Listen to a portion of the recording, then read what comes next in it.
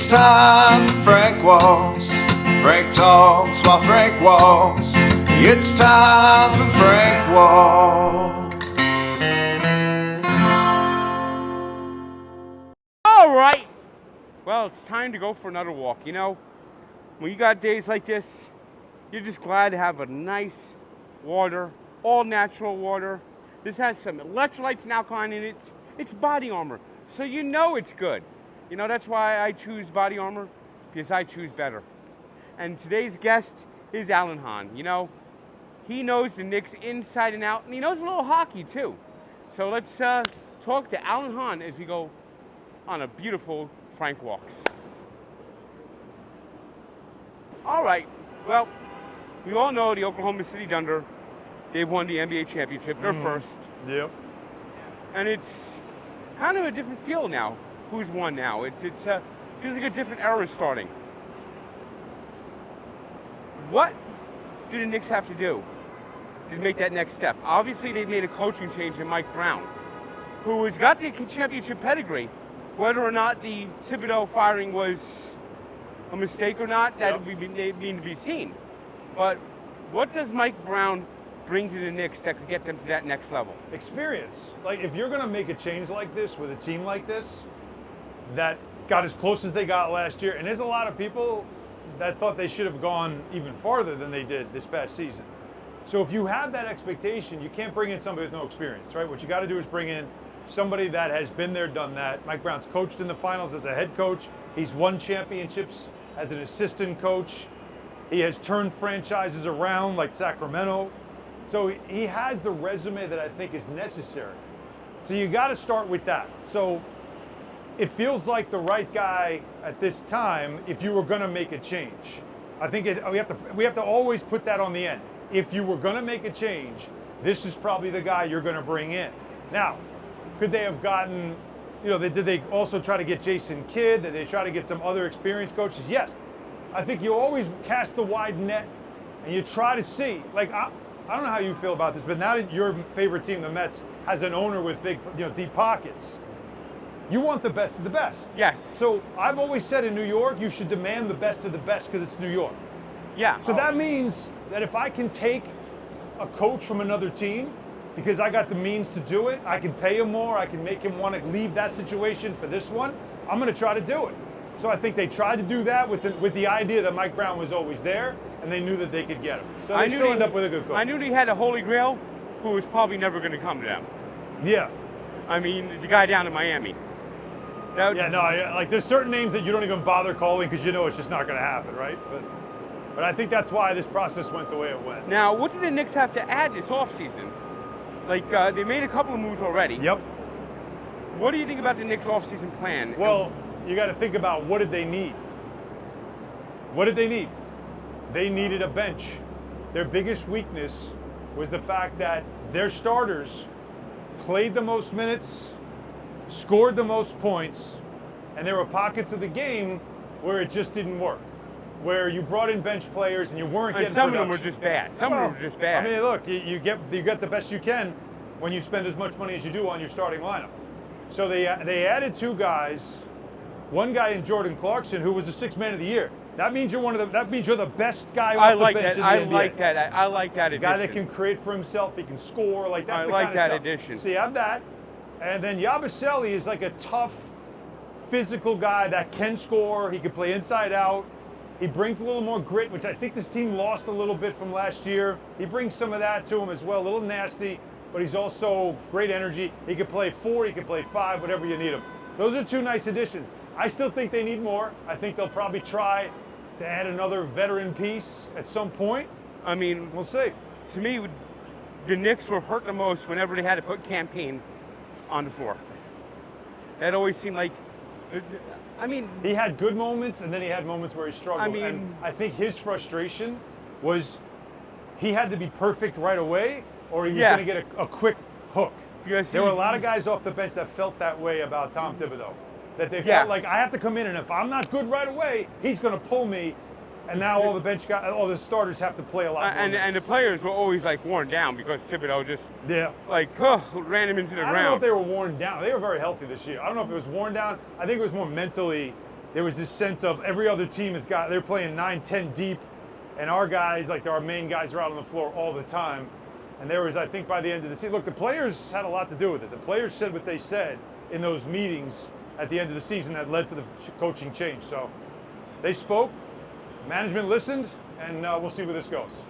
Now, I see you're wearing a New Hampshire hockey T-shirt. UNH Wildcats. Ellen Weinberg. Yes, that's right. Ellen Weinberg. That is the mother of your favorite team's star. And we got Jack two stars. Hughes. Well, now two. Well, it could be three. You might get all three brothers now in the Devils. By the way, so your general manager, Tom Fitzgerald. Yes. His son plays on this team right now, and so does my son. Oh, wow. So they're teammates. They're actually classmates. They're in the same grade. Nice. So yeah. So it's a small world, the hockey world. Yeah, I'm really hoping the Canucks are going to have to come to the fact that Quinn wants to be on the Devils, and I don't know when it's going to happen. This year, next year, or 2 years from now. I think all three Hughes are going to be on the Devils. Can you tell me the last time three brothers played on the same team in the NHL? NHL, did the Sutters ever do it? I don't know. You know what? I don't think so. I know two Sutters were on the Islanders. Yeah, two Sutters, and we've had two Sutters before. But the Stastny brothers.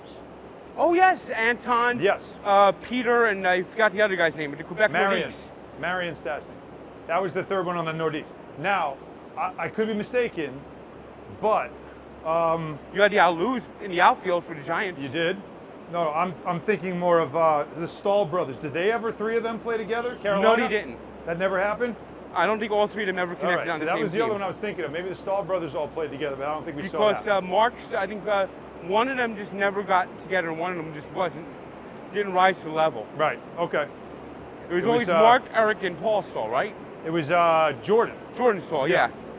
And it's like they just never ever actually, I don't think they ever got on the same team. I think they had two on the same team once, but they never got to all three. Gotcha, okay. Now, I see you're a hockey guy. Yes. Cover the Islanders. I started with hockey, yeah. The Islanders. My whole family, my kids play hockey. Hockey's in our family. No one plays basketball. It's hysterical. Like, I'm a basketball guy, but all my kids decided hockey was their favorite thing, and they went into that. So. Now, the Islanders look like they're going into a complete rebuild. It doesn't feel like a complete rebuild. It feels more like they're trying to reset. They're trying to get more competitive guys. I think they lost something when Barry Trotz stepped away, whatever that was. Well, Luke, they played hard. They were gritty. They were nasty. They were tough. Then the guys got paid. Then Trotz is out of there, so now you no longer have the stern coach. The assistant coach got the job. Lane Lambert was a nice guy, but they lost it, and they have not been able to get that back since. As great as Lou Lamoriello was for the Devils, and he was so good with the Devils, he just can't have a coach be bigger than him. Yeah? Yeah, that personality. Well, I mean, he did hire Patrick Waugh. Well, he's not it. He did have Patrick Waugh. I mean, Patrick Waugh's that's a legendary name. It's a legendary name, but I he's not a found it legendary interesting coach. that when Patrick Waugh first took the job 2 years ago, he comes in, it was right before All-Star break. He comes in, and the first thing he said, or at least that he suggested, was everything I've been saying that whole season.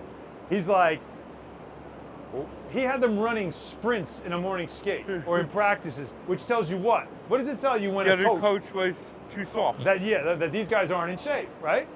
Oh, wait a minute. Like, we're not in game shape. We're not where we need to be. And so he had them doing that. That's all you needed to know about kind of what happened to me, like the atmosphere they had going on there, where the compete level just dropped off. So let's see. I like the new GM. We had him on our show, Don Hahn Rosenberg on ESPN New York. We interviewed him. We had some fun with him because they had the first pick of the draft. If I have a pet peeve, you know what it is? When you're the first pick of the draft and they say you're on the clock, make your pick. Yes. Make your pick. Why do you need 5 minutes? The same thing for them, the Dallas Mavericks. Even the Dallas Mavericks need to think about Cooper Flagg. You knew Cooper Flagg since you won the lottery. You don't need 5 minutes. Make the damn pick. I think that's part of TV. I think TV wants them to stretch it out. Why? just so We've been talking about it for a month. But ESPN, they just everyone wants to just talk about it. They just want to talk about it, get to build up the drama, And let me tell you and then something. boom. If I was commissioner for a day, first rule I would make is that if you win the lottery, your clock starts the minute you win the lottery. Oh yes. You don't get 5 minutes. When I open the draft, if you're not up here at the podium with your pick, we move on. I agree with that. I like that. Step up, first pick. You're gonna announce it, and then the whole pre-show is you're gonna talk about obviously who's gonna be the first pick. Yeah. Yeah, you know who it's going to be. For most drafts, you know who it's So going to be. coming up in the seasons for NHL and NBA, Yeah. what things do you see looking ahead? Well, we're right near this spot here, this plaza, that was filled with like several thousand people during playoff games. And to me, that's just the tip of the iceberg. Like, there were a lot of people excited about the Knicks. So I look forward to, in the NBA, the Knicks picking up where they left off in an Eastern Conference that looks ripe for the taking. This feels like 1993. Michael Jordan left the league, and the door was open for the Knicks, and Pat Riley said, all right, we're the first ones on, we're the last ones off. And he had a midnight madness practice to start that season, which for pros is insane, but he did it. He wanted to set that tone. They were the second to last team off, but still, that I think is the attitude we should expect into next winter, and the East is there for the Knicks if they want it. I think if the Knicks don't play in the NBA Finals next year, I think next year's a failure. I think there's a lot of people in the organization that would agree with you. And I think there's a lot of fans that would agree with you too. The time is now, and we haven't had this kind of feeling in a really long time. Well, thanks for joining us. I appreciate what you're doing, by the way. I heard you're 200, minus 200 at this point? My heaviest was over 520 pounds. That was as high as the scale went. And where are we at now?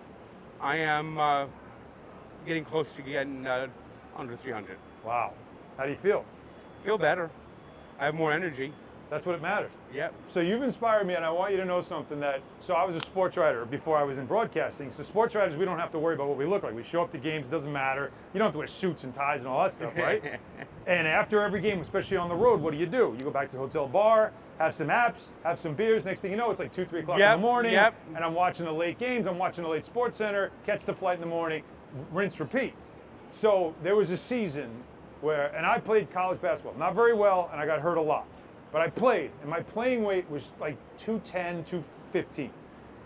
I was at almost 250. This was like a long time ago now, but I was almost 250. It was really bad. I was not in shape. I lost my breath going upstairs, all that stuff. And I said, I cannot be like this. And I started doing the same thing you did. I couldn't just run. I couldn't just dive into it. I had to walk. I had to get right. And once I did, I was able to get down to my playing weight. I'm not at my playing weight anymore, but I'm also older. But still, that's what you're doing. Is exactly how it's done. I started where in 2015, I couldn't walk 100 feet without hurting and being winded. Yeah. Now I'm walking 20,000 steps a day. 20,000 a day. Yep. God bless you, man. Good for you, Well, Frank. thanks again. Thank you. This was awesome.